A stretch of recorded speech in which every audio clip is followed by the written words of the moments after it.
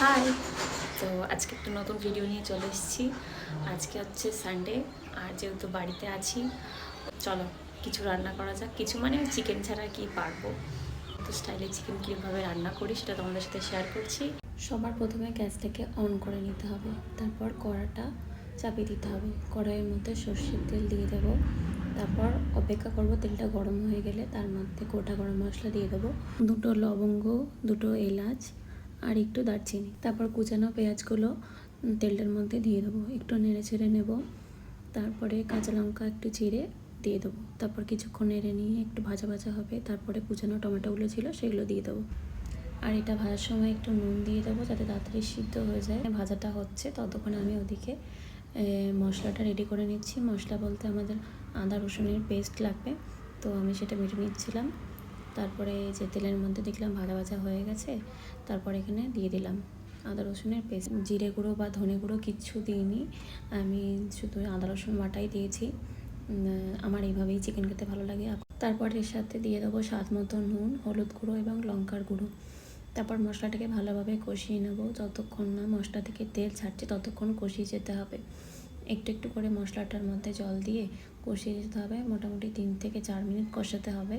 আমি কষানোর সময় চিকেন কারি মশলাটা ইউজ করি, তো চিকেন কারি মশলাটা এর মধ্যে দিয়ে দিয়েছি আর সামান্য একটু চিনি দিয়েছি যাতে কালারটা আসে। তো আমাদের অপেক্ষা করতে হবে যতক্ষণ না তেল ছাড়ছে মশলা থেকে, ততক্ষণ জানবো যে মশলাটা কষানো হয়নি।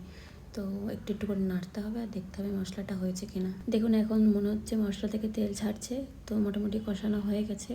সেই জন্য আমি আলুটা আর চিকেনটা দিয়ে দিলাম। আলু আর চিকেন একসাথেই দিয়ে দেবো কষানোর সময়, যাতে আলুটা গলে যায় তাড়াতাড়ি আর খেতেও সুন্দর লাগে। আলু মোটামুটি 30 থেকে 40 মিনিট লাগবে কষাতে। তার মধ্যে মাঝে মাঝে ঢাকনা খুলে দেখতে হবে নিচে লেগে যাচ্ছে কিনা। প্রথমের দিকে কষানোর জন্য জল লাগবে না, তবে একটু কিছুক্ষণ পর যখন সব জল বেরিয়ে যাবে চিকেন থেকে তখন একটু জল লাগবে লাস্টের দিকে। যতটুকু প্রয়োজন মনে হবে জলের ততটুকু আপনারা দেবেন। তো আমি কষাচ্ছি, কষাতে কষাতে মোটামুটি সময় লাগবে। তো আমার এখনও কষানো হয়নি।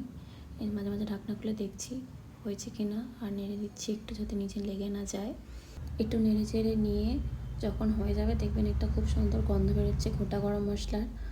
আর একটু তুলে দেখতে পারেন আলুগুলো গলেছে কিনা, যদিও আমারটা এখনও হয়নি, আমি বলছি। আমি তো মোটামুটি ঢাকনা দিচ্ছি আর খুলছি মাঝে মাঝে। এখন দেখুন হয়ে গেছে, দেখেই বুঝতে পারা যাচ্ছে, যে কালারটা দেখেই বুঝতে পারা যাচ্ছে হয়ে গেছে। তো আমি দেখলাম একটু নুন কম হয়েছে, তাই একটু নুন দিয়ে দিলাম। আপনারা একটু চেখে দেখবেন নুন কম হয়েছে না ঝাল কম হয়েছে। তারপরে লাস্টের দিকে নামানোর দিকে আর একটু চিকেন মশলা দিয়ে দিলাম। তারপরে একটু নেড়ে চেড়ে নিয়ে জল দিয়ে দিয়েছি।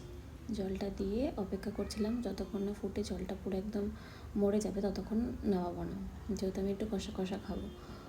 তো ঢাকা দিয়ে রেখে দিয়েছিলাম কিছুক্ষণ। তারপরে যখন ঢাকনা খুলে দেখছি জল মরে গেছে, তারপরে একটু ধনেপাতা দিয়ে দিলাম নামানোর আগে। যে এটা হচ্ছে ফাইনাল। কেমন লাগছে অবশ্যই জানিও। টাটা।